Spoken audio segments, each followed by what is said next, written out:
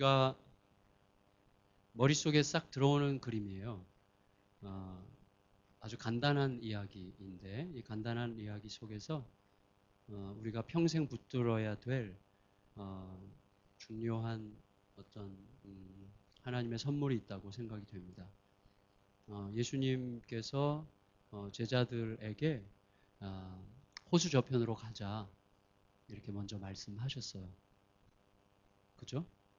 그래서 호수 저편으로 건너가게 됐어요. 호수 저편으로 건너가는 중에 풍랑이 왔습니다. 그렇죠? 그러니까 제자들의 입장에서는 속은 거죠. 예수님께서 분명히 가자고 해서 갔는데 풍랑이 온 거예요. 예수님과 함께 가면 풍랑이 없어야 되는 거잖아요. 그런 거 혹시 여기서도 그런 거 경험하시는지 모르겠는데 저희 교회 제자 훈련하고 졸업여행 가거든요.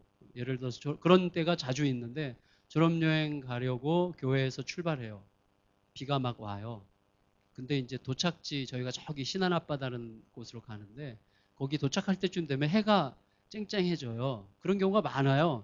그럼 성도들이 다 얘기해요. 버스 안에서. 역시 우리 목사님 모시고 가니까 날씨도 이렇게 화창해지고 비도 그치고 그런 얘기 종종 하죠. 가끔씩. 말도 안 되는 이야기들을 이제 하는데 제가 그런 얘기 들으면 꼭 그렇게 얘기해요. 지금 이 고속도로에서 내려가는 대부분의 차에서 다 그런 얘기들 하고 있을 거라고. 역시 당신이랑 가니까. 우리 속에는 그런 식의 어떤 그 약간 근거 없는 생각들이 있어요. 그래서 예수님과 함께 가면 항상 어려움이 없어야 되고 뭐가 잘 돼야 되고 무조건 좋아야 되고 한다는 생각이 있는데 생각해 보세요. 예수님께서 제안하셨어요. 예수님께서 호수 저편으로 가자고 하셔서 예수님 말씀만 철석같이 믿고 갔는데 풍랑이 온 거예요. 풍랑이. 근데 그 풍랑도 보통 풍랑이 아닌 거예요. 사람 죽이는 풍랑이 온 거예요. 잘 생각해야 되는 부분이거든요. 근데 어쨌거나 제자들이 막 너무나 다급해가지고 예수님께 살려달라고 어떻게 되는 거냐고 그러는데 뭐예요? 지금 예수님께서 가자고 해놓고 그래서 갔는데 풍랑 만나서 속은 것 같은데 근데 가자고 한 당사자는 주무시고 계셔. 예수님 주무시고 계시잖아요. 그러니까 우리는 분명히 예수님께 기도하고 예수님께서 원하셔서 그 일을 하는 거라고 내가 분명히 생각하고 예수님의 뜻을 따라서 확신하고 그 길을 갔는데 이 어려움이 오는데 이게 보통 어려움이 아닌 거예요. 근데 아무리 부르짖어도 아무 응답이 없는 것 같은 상황. 하나님은 정말 주무시고 계시는 것 같은 상황. 실제로 예수님은 주무셨어요. 그런 상황이 우리들에게 있을 수 있는 것이죠. 예수님으로부터 온 하나님으로부터 온 인도하심을 따라서 그의 말씀을 듣고 그의 뜻인 줄 확신하고 그분이 가자고 해서 가는 길이에요. 근데 풍랑이 오고 어려움이 왔어요. 근데 주님은 아무런 간섭도 하지 않고 도움을 하시려고 하지 않고 개입하려고 하지도 않고 내버려 둘 뿐만 아니라 오히려 주무시고 계시는 것 같은 상황 속에서 제자들이 얼마나 화가 났겠어요. 그래서 복음서 어디선가 보니까 제자들이 예수님을 이렇게 흔들 때 예수님이 그 제자들이 예수님을 리비오크 했다고 되어 있어요. 예수님을 아주 꾸짖으면서 화가 난 거죠. 어떻게 된 거냐고 지금 이게. 예수님께서 가자고 하시지 않은 거냐. 또 이 풍랑이 왔는데 죽게 생겼는데 지금 어떻게 이 상황에서 주무시고 계시느냐. 막 화가 나는 거죠. 우리도 그럴 때가 있단 말이죠. 그런데 어쨌거나 제자들이 그렇게 난리를 치고 난 다음에 예수님께서 일어나셨어요. 그리고 제일 먼저 하신 말씀이 제자들을 꾸짖기 전에 문제부터 해결하셨어요. 그래서 바람과 풍랑을 잔잔하게 먼저 하시고 그리고 나서 제자들에게 말씀하셨죠. 너희 믿음이 어디 있느냐. 이거는 약간 꾸짖는 거죠. 너희 믿음이 어디 있느냐. 자, 다시 말하면 이런 상황에서 정말 이런 상황에서 필요한 게 너희 믿음 아니냐. 이런 상황에서 너희가 믿음을 가지고 있었어야 되는 거 아니냐라고 얘기하셨단 말이에요. 그러면 자, 우리가 이제 상상을 해야 되는 것 같아요. 예수님께서 제자들에게 너희 믿음이 어디 있느냐라고 말씀하실 때 예수님께서 그 믿음이라는 단어에 실으신 의미들이 어떤 의미인지를 한번 생각해 볼 필요가 있겠어요. 너희가 이런 상황에서는 믿음을 발휘해야 되는 거 아니냐라고 말씀하실 때 그 믿음에 담겨 있을 만한 요소가 뭔지 적어도 뭐 이런 거 갖고 걱정을 이런 거 갖고 이렇게 힘들어 이런 거 갖고 이렇게 무서워해 이런 거 갖고 이렇게 겁쟁이처럼 이렇게 소리를 지르고 난리야 라는 말씀은 아닐 것 같아요. 왠지. 왜 그런가 하면 이런 거랑 똑같은 것이죠. 여기 광명교회에서 정말 그 사람 하면 약속은 절대 안 어기는 분. 절대 약속 안 어길 분. 약속했다 하면 철저하게 지키는 분 누구 한번 머릿속 떠올려 보세요. 저는 지금 누군지 모르니까 떠올려 보세요. 사모님 아마 그러실 거예요. 사모님 약속하면 절대 안 어기시는 분이, 이거 좀 위험한 말인데, 혹시라도 한 명이라도 아니에요 그러면 안 되는데, 사모님 말고 하여튼 누군가를 머릿속에 떠올려 보세요. 절대로 어기는 분이 아닌데 어느 날 이분이 늦었어요. 약속 시간을 안 지켰어요. 그럴 경우에 우리 이 선한 송 목사님께서, 그분이 늦으셨는데 약속을 철저하게 지키시는 분인데 그날 안 지켰단 말이에요. 그럴 때 송 목사님이 도대체 뭐야, 약속도 진짜 제대로 안 지키고, 아 참 사람이 좀 정신 좀 차리고 살아야지 뭐야, 이렇게 말하는 게 옳아요? 아니면 와 무슨 일이 있는 거지? 뭐지? 이분은 약속 안 지킬 분이 아닌데 무슨 일이 있는 거야 도대체? 자, 1번과 2번 굉장히 어려운 질문인데 1번과 2번 중에서 답이 몇 번이에요? 어떻게 말씀하셔야 돼요? 2번이죠. 무슨 일이지? 이렇게 말씀하셔야죠. 그렇죠. 그렇다면 예수님께서 제자들을 꾸짖는 게 말이 안 되는 거예요. 왜냐하면 제자들은 갈릴리 바닷가에서 태어나서 갈릴리 바다에서 수영을 배우고 거기서 어부 생활했어요. 평생 물고기 잡으면서 평생 배 탔어요. 갈릴리 바다에서. 그러니까 이 제자들은 갈릴리 바다에서 베테랑 어부들이에요. 그렇죠. 그러니까 갈릴리 바다에 바람이 불면 이 바람이 어떤 바람인지, 풍랑이 일면 이 풍랑이 어떤 풍랑인지, 웬만한 바람은 그냥 지나가는 거야. 이 풍랑 올 때 조금만 기다려, 이렇게 말할 수 있는 사람이 제자들이에요. 근데 제자들이 볼 때 이게 사람을 죽이는 풍랑이에요. 그러니까 완전 베테랑이 판단할 때 사람 죽이는 풍랑 아니에요? 그러면 그거는 우리가 뭐 이런 거 갖고 뭐 이렇게 걱정을 해라고 말하면 안 돼요. 이런 거 갖고 걱정을 해라고 말하는 분이 누구예요? 직업이 목수야. 그러니까 이게 말이 안 되는 거. 그러니까 우리가 생각할 때 제자들에게 야, 너 이런 거 갖고 힘들어하냐라고 말하면 안 돼. 왜냐하면 제자들은 그 갈릴리 바다에 대해서 빠삭하게 알고 바람이 어떤 바람인지 풍랑이 어떤 풍랑인지, 이 풍랑이 지금 어떻게 오는 풍랑인지를 정확하게 꿰뚫고 있는 제자들이기 때문에 어떤 풍랑에 대한 그들의 해석과 반응은 그들이 알아서 하는 거예요. 그런데 그들이 지금 볼 때 이 풍랑은 완전히 사람을 잡아삼키는 죽이는 풍랑이기 때문에 지금 호들갑을 떠는 거기 때문에 예수님께서 그 제자들에게 야, 이런 거 갖고 뭐 이렇게 두려워해, 이게 무슨 문제라고 이렇게 말씀하시는 건 아닐 거란 말이에요. 적어도 여러분, 전 이렇게 생각해요. 예수님께서 우리들이 삶에서 어떤 어려움을 만났을 때, 다급한 문제를 만났을 때, 너무 힘들어하고 고통스러워할 때, 야, 뭐 그런 거 갖고 고통스러워해 라고 말씀하시는 분은 전 아니라고 생각합니다. 왜냐하면 고통은 모든 사람에게 절대적이에요. 그래서 우리가 아플 때, 힘들 때 누군가가 나에게 와서 야, 나는 옛날에 말이지, 자기 옛날 더 큰 힘들었던 이야기 하는 사람 때려 죽이고 싶죠. 제일 기분 나쁜 사람이 그런 사람이에요. 내가 지금 힘들어 죽겠는데 야, 그런 걸 무슨 이런 거 갖고 뭐 이렇게 힘들어해. 야, 나는 말이지 하면서 이런 식으로 얘기할 때 그 주둥이를 꼬매고 싶은 생각이 드는 거잖아요. 그러니까 우리가 다른 사람의 고통에 대해서 함부로 뭐 이런 거 갖고 힘들어해라고 말하면 안 되는 거예요. 근데 그렇게 말씀하실 수 없어요. 예수님은. 예수님이야말로 우리의 아주 작은 신음과 고통에도 귀 기울여 들으시고 아파하시죠. 근데 그런 예수님께서 너희 믿음이 어디니라고 말씀하신다면 그 믿음은 뭐 이런 거 갖고 힘들어해라고 하는 의미는 아닐 거란 말이죠. 그러면 예수님께서 이 상황에서 너희가 그런 믿음이 있었다면 이런 정도의 어려움들은 잘 극복해낼 수 있었을 텐데 라고 전제하고 하시는 말씀일 텐데, 그럼 너희 믿음이 어디 있느냐라고 말씀하실 때 그 믿음에 들어있는 요소는 뭐겠느냐는 거예요. 이게 매우 중요한데 왜 중요한가 하면 저는 이 요소가 세 가지라고 생각합니다. 세 가지인데 이 세 가지는 우리의 일생을 결정하는 거예요. 우리의 일생을 끌고 가요. 그래서 여러분 어떤 상황에서도 이 세 가지에 대한 내 대답이 분명하면 절대 흔들리지 않습니다. 어떤 상황에서도 이 세 가지에 대한 질문을 하고 이 세 가지에 대한 답이 내 속에서 선명해지면 두려워하지 않아도 돼요. 이게 우리의 삶에 어떤 그 몸에 밴 습관과 같은 질문이어야 돼요. 저도 이제 그걸 연습하면서 사는데 이 세 가지가 굉장히 중요해요. 이런 거랑 똑같은 거죠.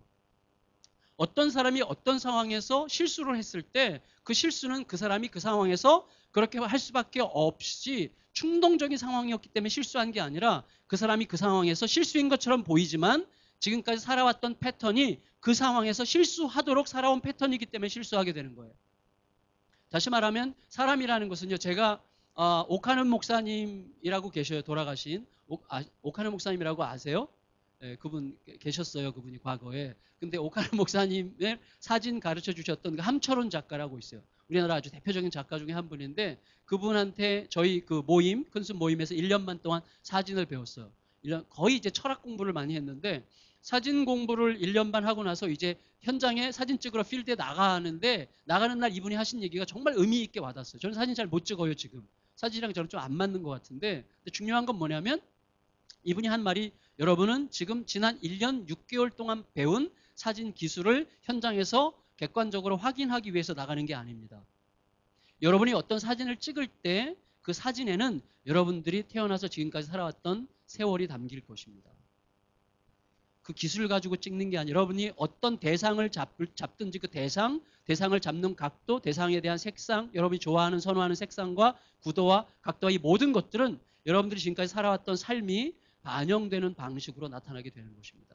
그래서 어떤 한순간의 사건인 것 같지만 사진이야말로 찰나적 사건이지만 그 찰칵하는 그 찰나적인 사건이지만 사실은 찰나가 아니라 지금까지 내가 어떤 방식으로 살아왔느냐 하는 것이 그 찰나의 색깔과 퀄리티를 결정한다는 거예요. 그러니까 우리가 습관, 이 어떤 질문이 주님 앞에 건강한 질문이 나의 삶의 습관이 되게 하는 것이 굉장히 중요한 거예요. 제가 굉장히 좋아하는 스토리 중에 하나가 있는데 그게 뭐냐면 키탄잘리라는 책에 나오는 이야기예요. 키탄잘리라고 혹시 아세요? 네, 몰라도 뭐 아무 상관이 없습니다. 뭐 천국 가는데 아무 지장이 없는데 사실은 이게 타고르라는 분 아시죠? 타고르. 대한민국, 한국을 되게 좋아했던 분이에요. 인도에 문필 간데 노벨 문학상을 받은 타고르라는 사람이 키탄잘리라는 그 책을 썼어요. 키탄잘리가 신께 바치는 노래인데 거기에 이런 스토리가 나와요. 이제 제가 약간 각색하면 어떤 좀 자기 인생에 대해서 불만이 많은 사람, 하는 일마다 안 된다고 생각하는 사람, 내 인생을 왜 이렇게 풀리는 게 없을까? 왜 이렇게 하는 일마다 어려울까? 꼬일까? 나는 좀 희망이 없어. 내 인생은 좀 희망이 없는 것 같아. 다만 누군가 한 사람이 좀 나를 조금만 도와주면 나 정말 잘할 자신이 있는데 아무도 도와주는 사람이 없으니 이게 어떻게 누가 나에게 조금만 도움을 주면 안 되는가? 라고 늘 생각하면서 이제 터덜터덜하면서 이제 걸어가는 거예요. 주머니에 손을 푹 찔러놓고 누가 좀 나 좀 도와주면 안 되나? 이렇게 생각하면서 걸어가고 있는데 저쪽에서부터 정말 화려한 마차가 이렇게 확 오는 거예요. 이 사람 앞으로. 그래서 샥 이 사람 앞에 도착하려고 하는데 기대가 되는 거죠. 와! 저 마차가 내 앞에 서고 만일에 저 마차 안에서 정말 귀한 귀인이 내려서 내가 너에게 뭘 해주기를 바라는가, 뭘 주면 좋겠는가라고 묻는다면 내가 뭐 구하지, 뭐 달라 그러지, 막 생각하는 거예요. 근데 마차가 진짜 이 사람 앞으로 점점 와요. 아, 뭐 달라 그러지, 뭐 달라 그러지, 막 얘기하는데 마차가 진짜 섰어요. 지나갔을 것 같죠? 섰어요. 그리고 문이 열리고 귀인이 내렸습니다. 귀인이 내렸어요. 내려서 이 사람에게 얘기했어요. 내가 너에게 뭘 주기를 기대하고 여기서 기다리고 있었는가? 이렇게 물어야 되는데 이렇게 안 물었어요. 이렇게 물었어요. 너는 나에게 무엇을 주기 위하여 여기서 기다리고 있었는가? 이렇게 물었어요. 그러니까 이 사람이 생각해왔던 방식이 아니죠. 이 사람은 평생 생각해온 게 뭐예요? 누가 나 좀 안 도와주나였어요. 누가 나 좀 안 도와주나? 누가 나 좀 뭘 주면 내가 정말 받는 구조로 이 사람의 사고가 받는 구조로 패턴화가 됐어요. 근데 주는 구조로 질문이 왔어요. 너 나에게 뭘 주려고 여기서 기다리고 있었어? 그러니까 한 번도 생각해보지 못했던 거죠. 그러니까 당황했어요. 그래서 갑자기 주머니에 집어넣어서 양쪽 손을 뒤지니까 한쪽 주머니에서 뭐가 딱딱하고 조그만 게 잡혔는데 보니까 아주 딱딱하게 옛날에 어떻게 그게 들어갔는지 모르겠는데 딱딱하게 굳은 밥풀떼기 하나가 손에 잡혔어요. 그래가지고 그거라도 이렇게 가져가시라고 이렇게 드렸어요. 그랬더니 그 귀인이 딱 받아가지고 자기 딱 주머니에 넣고 마차 타고 샥 갔어요. 끝. 그러니까 이 사람은 거봐. 역시 내 인생은 진짜 되는 게 없는 인생이야. 정말 내 인생은 더 이상 희망이 없구나 이렇게 생각하고 또 주머니에 손을 푹 찔러놓고 터벅터벅 걸어가는데 다른 쪽 주머니에도 뭐가 잡히는 거예요. 딱딱한 게. 보니까 또 밥풀떼기 하나가 잡히는 건데 보니까 황금 밥풀떼기였어요. 황금 밥풀떼기. 그제서야 이 사람이 깨달은 거예요. 아, 그분이 나에게 뭘 달라고 할 때 내가 외투를 벗어주었더라면 나는 지금쯤 황금 외투를 입고 있었을 텐데. 아니, 당신 같은 귀인에게 내 인생을 드리겠습니다. 맡기고 싶습니다라고 했다면 내 인생을 황금 같은 인생으로 살기 시작했을 텐데라는 것을 언제? 뒤늦게 깨달았어요. 간 다음. 왜요? 평소에 생각하는 이 사람의 사고의 패턴이 늘 받는 구조 속에서만 생각했기 때문이죠. 자, 우리가 질문이 항상 어떤 식의 질문이냐면 우리는 소위 outside in의 구조 속에 살아요. 밖에 있는 게 안으로 들어와서 내 안에 머무는 구조예요. 교회가 생명을 얻는 길도 마찬가지예요. 교회가 생명을 얻는 길도 outside in, 그러니까 밖에서 안으로 와서 여기서 고여 있으면 끝나는 거예요. 교회는 끝내는 inside out의 구조여야 돼요. 안에서 밖으로 흩어지고 나아가고 베풀고 이렇게 퍼주고 깨뜨려지고 막 이래야 되는 거예요. 교회가. 그러면 왜냐하면 예수 그리스도는 생명을 낳기 위해서 이 땅에 오셨죠. 예수 그리스도의 생명을 낳는 방식은 깨뜨려지는 거죠. 깨뜨려지심으로 생명을 낳았죠. 그런데 교회가 뭐예요? 예수 그리스도의 몸이에요. 그 그리스도의 몸으로 존재하는 교회가 생명을 낳으려면 깨뜨려져야 돼요. 우리끼리 뭉쳐가지고 막 우리끼리 잘해보자 이게 아니라 계속 흩어지고 나눠주고 나가서 그리스도를 증거하고 그리고 나서 다시 모이고 이러는 구조여야만 되는 것이죠.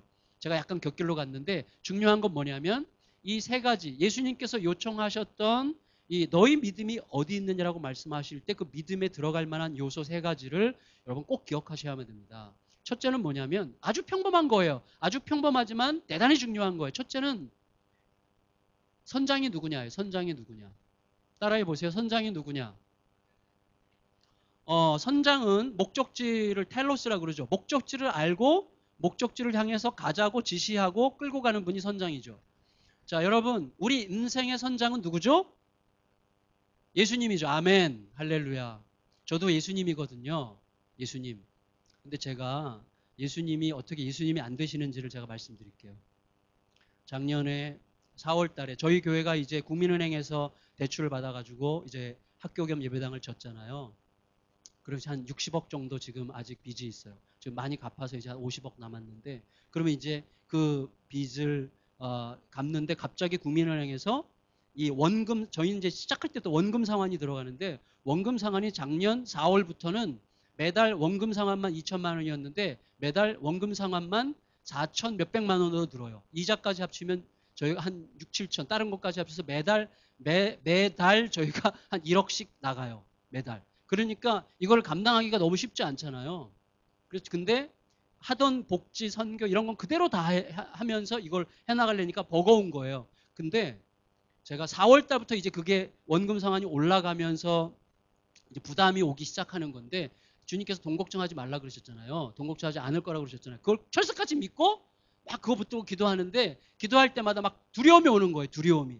하나님 이거 못 갚고 또 이 파산이 나면 어떡하죠? 하면서 있고 두려움이 오면 그때마다 주님께서 걱정하지 마라. 이거 내가 시작한 거잖아. 이거 내가 시작한 거잖아. 그러면 아멘. 그리고 이제 다시 일어나서 가면 일주일쯤 지나면 다시 쫙 싸해지면서 주님 그러면 야 내가 시작했잖아. 아멘. 다시 일어나요. 그런 시간이 계속 이제 주일마다 주중마다 반복이 됐는데 어느 날 다른 은행에서 전화가 왔어요. 저에게 목사님 저희가 얘기 들었는데 아무 걱정하지 말고 이번에 국민은행이 정 부담스러우면 우리 은행으로 갈아타면 당분간은 이자만 내도 되도록 저희가 배려해 줄 테니까 아무 걱정하지 마십시오. 라고 연락이 왔어요. 연락이. 제가 그 연락 딱 전화 끊고 제가 주님 앞에 기도하고 나서 주님이 내가 시작했잖아. 그럴 때 아멘 했을 때 느꼈던 자유와 비교할 수 없는 자유가 은행이 우리가 개런티 해줄 테니까 걱정하지 마십시오라고 얘기했더니 그때 하나님께 응답받고 나서 느끼는 자유와 비교할 수 없는 거의 영구적 자유가 제 마음속에 이렇게 들어오는 거예요. 제가 깜짝 놀랐어요. 그래서 회개하고 그 은행과 거래하지 않았어요. 그냥 가겠다.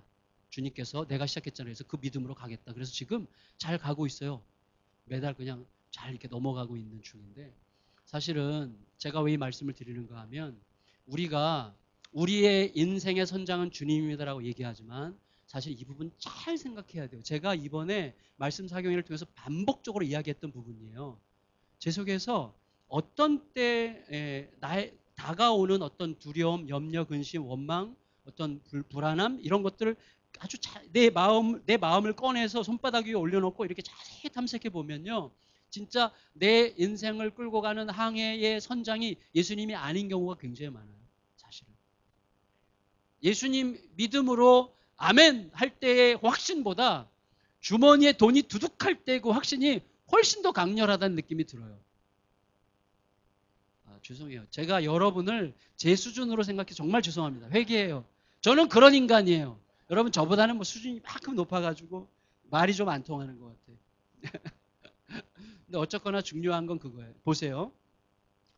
예수님께서 우리 인생의 선장이 된다는 것은요, 사실은 간단하게 교리적으로 고백할 때의 그때 마음이 아니라 우리 일상 속에서 나에게 굉장히 자극적인 텐션을 일으키는 어떤 문제에 대한 나의 태도에서 나타나는 현상이에요.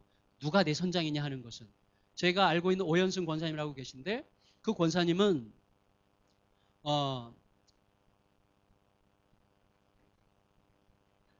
목사님 발걸음 뚜벅뚜벅 소리가 상당히 두려웠어요. 감사합니다. 권사님이 어, 명절 때가 됐는데 근심이 가득하세요. 저희 말씀드렸었나요? 사경회 때? 명절 때 근심이 가득해요. 그래서 저랑 이제 제자반 공부를 하고 있었는데 왜 그러냐 그랬더니 정말 믿음이 좋은 분이에요.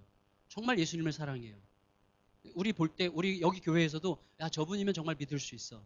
저분은 정말 끝까지 충성할 분이야 라는 신뢰감이 충분히 가고도 남는 사람 중에 하나예요. 그런 분이야 이분이. 근데 명절을 앞두고 너무 힘들어하고 우시더라고. 왜 그러냐 그랬더니 5년 전에 어릴 때부터 사실 엄마가 여호와의 증인인데 가족들이 다 이제 엄마만 여호와의 증인 가고 아버지 데려가고 자녀들 데려가려고 그랬는데 다른 자녀들은 전부 다 싫다고 안 가고 교회도 안 가고 여호와의 증인도 안 가고 이분만 혼자 교회를 다닌 거예요. 오 권사님만. 그러니까 어릴 때부터 이 엄마가 너무 미워해. 안 가면 안 갔지 왜 교회를 나를 거기서 교회를 가는가. 그래서 굉장히 싫어했는데 그게 어른이 될 때까지 이분이 그때 50대 중반이었는데 그때까지도 계속되는데 5년 전에 그때로부터 5년 전에 엄마랑 굉장히 극심하게 싸웠어요. 그러니까 평생 쌓여있던 어떤 그 한이 그때 빵 터진 거예요. 그래서 완전히 원수가 돼서 이렇게 등을 졌어. 그래서 이분이 울면서 하는 얘기가 목사님 제자훈련을 지금 계속 괜히 하는 것 같아요. 제자훈련 하니까 이번 명절에 엄마한테 가지 않는 것에 대한 죄책감이 막 들어오기 시작하는데 너무너무 힘들다고. 근데 난 못 가요. 정말 엄마 얼굴 못 보고 가면 또 막 어마어마하게 욕하고 가족들 다 보는 앞에서 나를 완전히 발가벗겨가지고 너무나 수치스럽게 할 텐데 나 그 자리에 못 갑니다. 못 갑니다. 근데 내가 왜 제자훈련을 해가지고 계속 이런 생각을 해야 되는지 모르겠어요. 막 괴로워하는 거죠. 주님의 부르심이잖아요. 못 가겠다는 거예요. 그래서 거기서 그냥 그 싸움이에요 결국은. 정말 내 마음속에서 절대로 안 되는 어떤 것. 주님이 원하시는 게 뭔지 알겠지만 내 상처에 비추어 볼 때, 내 아픔에 비추어 볼 때, 내가 당한 것에 비추어 볼 때, 내가 겪은 아픔에 비추어 볼 때 이건 안 되는 거예요 하나님. 알잖아요 내가 얼마나 연약한지. 날 인간으로 지으셨으니까 내가 인간이라는 사실을 인정해 주셔야 되는 거 아닙니까? 라고 말할 수밖에 없게 되는 어떤 그런 상황들이 우리들에게 있는 거예요. 그런 상황에서 필요한 게 내 인생의 선장이 누구냐예요. 자, 우리가 가볍게 내 인생의 선장은 예수님입니다 이렇게 말할 수 있는 게 아니고 우리의 삶에서 정말로 내 마음의 주권을 그에게 옮기기 거의 불가능해 보이는 어떤 상황. 제가 오늘 아침에 큐티할 때도요. 예수님께서 이제 십자가 얘기를 하시는데 제가 전에는 십자가를 지면 지리라 이렇게 생각했거든요. 최근에 제가 잇몸 치료를 받고 있어요. 잇몸 수술. 여기를 이제 제가 뼈가 안 좋아서 여기를 째고 지금 하나 둘 세 군데를 다 했는데 찢고 이빨을 다 뽑고 어금니가 제가 다 없어요 지금. 다 뽑고 거기 뼈를 염증을 다 긁어내고 거기다가 뼈를 이식하고 거기를 30바늘씩 꼬매가지고 퉁퉁 분 상태에서 지내는데 그 첫째 날에서부터 셋째 날까지 그 고통. 와 마취가 풀리면서 그 고통 진짜 어떻게 피할 수 없잖아. 이 고통이 여기 붙어 있으니까. 아무리 이거 진통제를 먹어도 안 되는.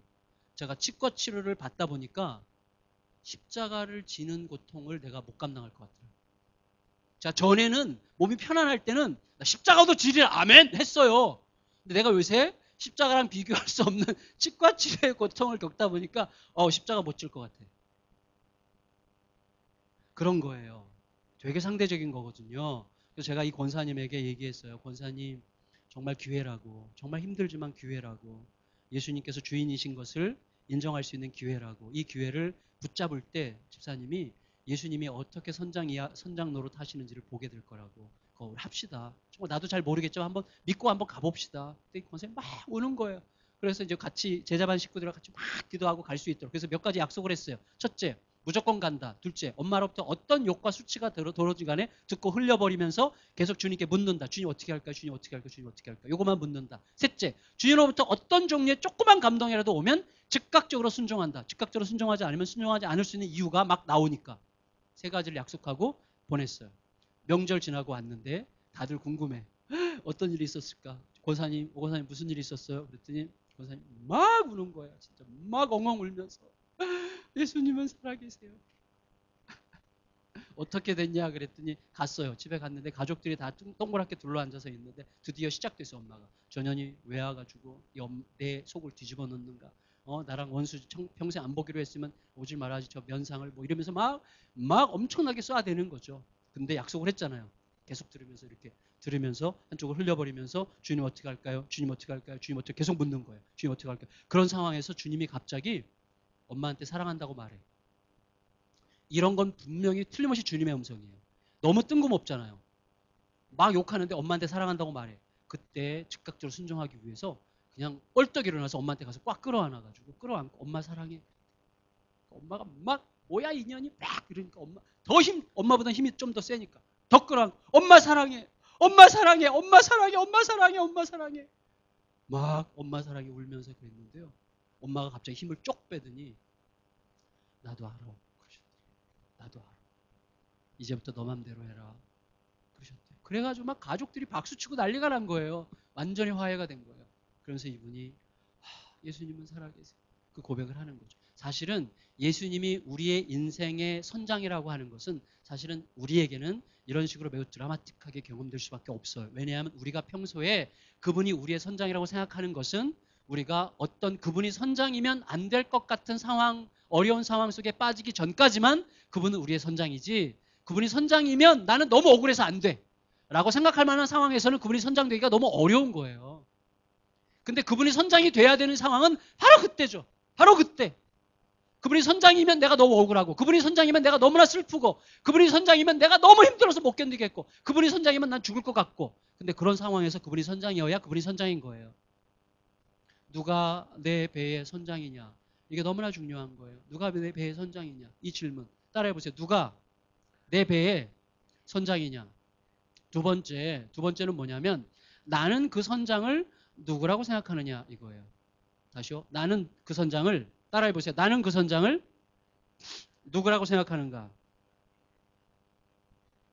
우리가 예수님에 대해서 꽤 알고 있지만 사실은 꽤 알고 있는지 질문해 봐야 됩니다. 여러분 25절 읽겠습니다. 25절 시작. 제자들에게 이르시되 너희 믿음이 어디 있느냐 하시니 그들이 두려워하고 놀랍게 여겨 서로 말하되 그가 누구이기에 바람과 물을 명함에 순종하는가 하더라. 여러분 잘 보세요.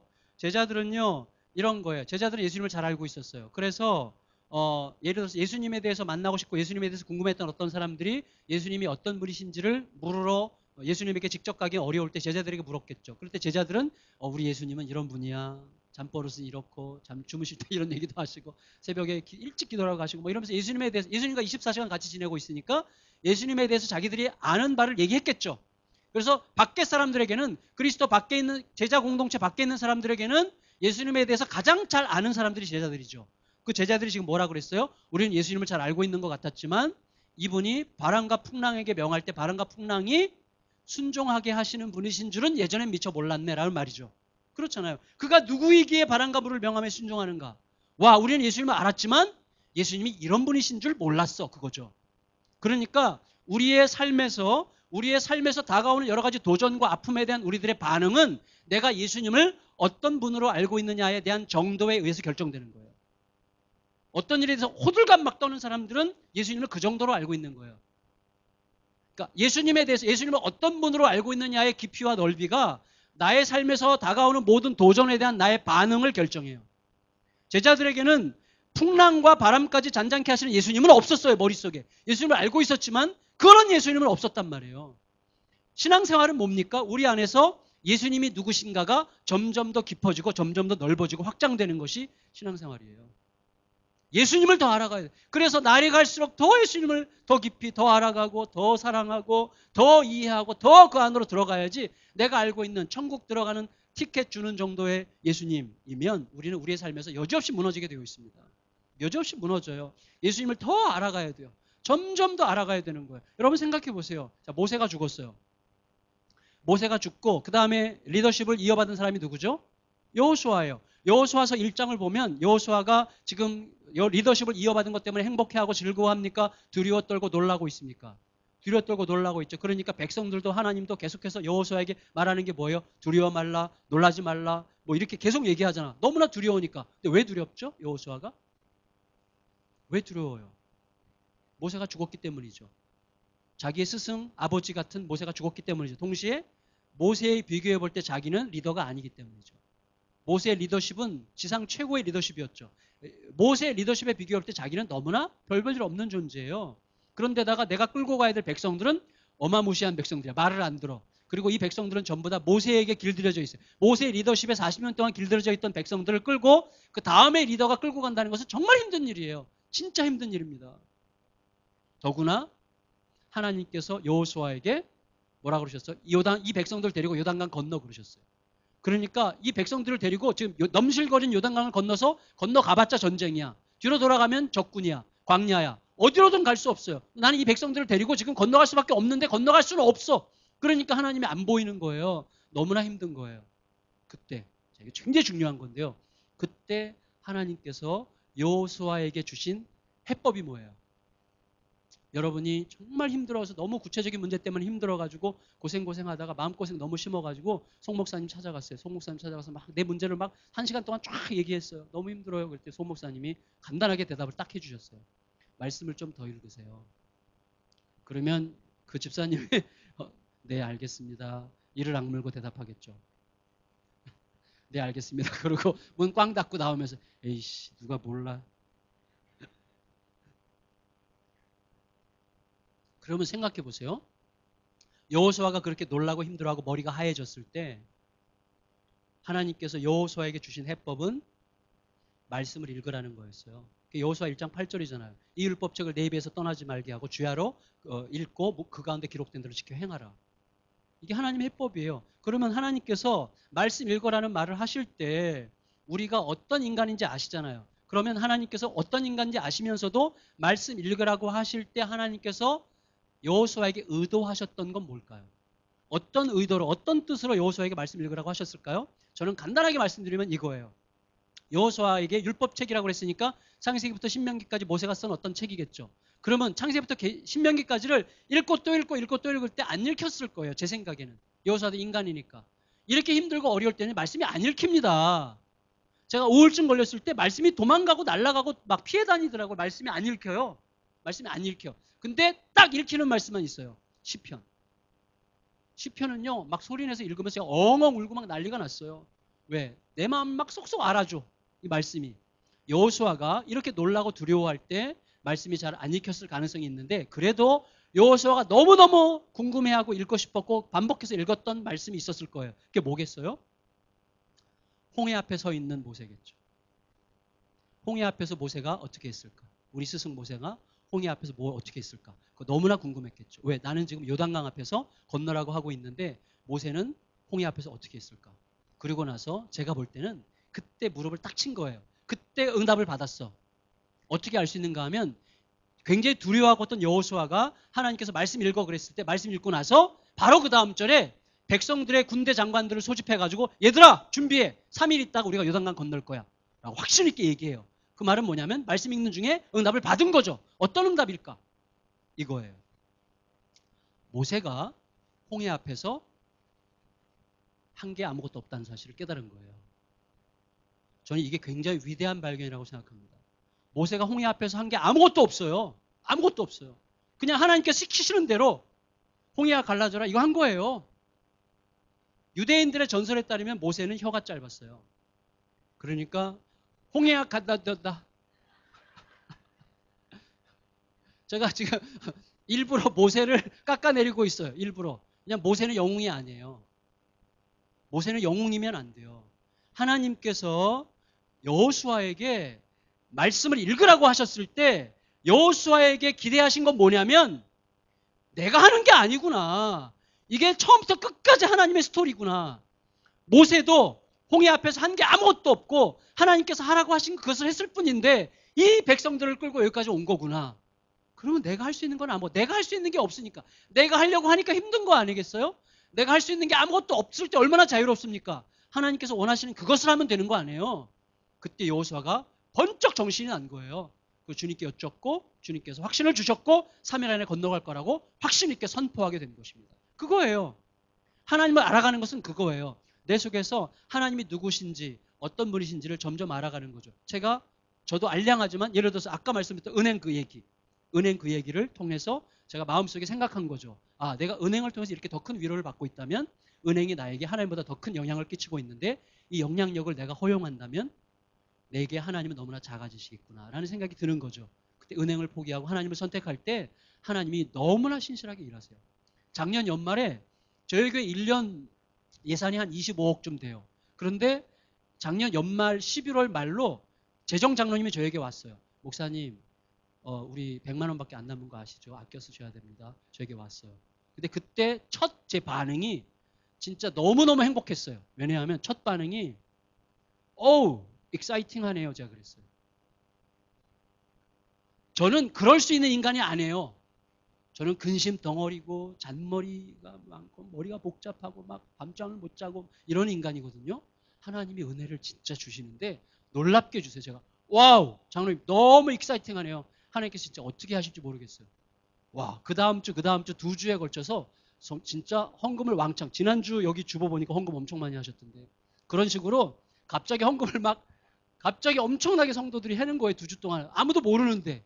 그래서 딱 넘어가고. 그러니까 매달 하나님만이 하실 수 있는 사건들이 일어나는 거예요. 그래서 제가 알았어요.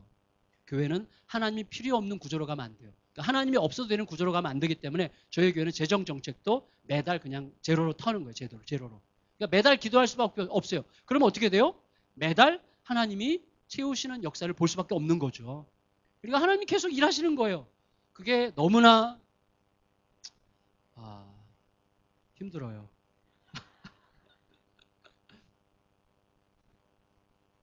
힘든데 너무나 행복해요. 그거 이해하시겠죠? 힘들고 행복한. 여러분, 우리의 삶에서 되게 중요한 게 뭐라고요? 나는 그 선장을 누구라고 생각하느냐예요. 자, 첫째, 내 배의 선장은 누구냐? 두 번째, 나는 그 선장을 누구라고 생각하느냐? 세 번째는 제일 중요한 거죠. 그가 뭐라고 말씀하셨는가? 따라해 보세요. 그가 뭐라고 말씀하셨는가? 자, 이거를 잊지 않으면 되는 거예요. 이걸 잊지 않으면. 왜냐하면 지금까지 예수님께서 자기 자신이 누구인지를 제자들에게 보여주셨는데 자, 제자들이 캐치했어야 돼요. 뭐냐면 그 당시에 환자들을 고친다는 건 거의 불가능해요. 환자들 치료법이라는 게 굉장히 원시적이기 때문에 환자들을 의사에게 환자가 가면 점점 더 나빠져. 대표적인 여인이 혈루병 걸린 여인이잖아요. 점점 더 나빠지고 재산 다 탕진하고도 몸은 더 나빠지게 돼 있어요. 왜냐하면 그 당시에 치료법이라는 게 너무나 무식해요. 너무나 원시적이야. 미안해요. 그 당시에 사람이 아니니까 우리가 이렇게 말할 수 있는 거지만 어쨌거나 그 당시는 그랬어요. 그러니까 병자를 고친다는 것도 거의 불가능하고 특히 귀신 들린 자를 고친다는 것도 완전히 불가능한 건데 예수님은 놀랍게 병자에게 일어나라 하면 일어나고 귀신에게 나가라 그러면 나가고 그러니까 제자들이 그걸 봤어요. 다시 말하면 예수님은 어떤 분이었어요? 그 입에서 말이 나가면 말이 곧 현실이 되게 하시는 분이에요. 예수님은 빛이 있으라 하시니 빛이 있었고 자 우리에게 이거는 지금도 똑같아요. 지금 우리에게 주시는 하나님의 말씀은 빛이 있으라 하셨던 바로 그 말씀이에요. 그러니까 하나님의 말씀이 우리 가슴속에 들어오면 그 말씀은 말씀이 아니라 현실이에요. 말씀이 곧 현실이에요. 그러니까 제자들이 알아야 되는 건 뭐냐면 예수님께서 뭐라고 말씀하셨는가를 기억하면 돼요. 잊지 않으면 돼요. 왜냐하면 그 말씀은 어떻게 되든지 현실이 될 것이기 때문에. 예수님께서 22절에서 뭐라고 그러셨어요? 우리가 호수저편으로 건너가자 하셨죠. 그럼 무슨 말이에요? 호수저편으로 건너갈 때 무슨 일을 만나든지 결국은 풍랑을 만나든지 바람이 불든지 상관없이 결국은 말씀대로 건너가게 될 거예요. 우리에게 가장 중요한 게 그거예요. 그래서 항상 제가 잊지 않으려고 하는 게 뭐예요? 이 교회를 누가 세우셨습니까? 하나님이 저를 여기에 보내신 분이 누구십니까?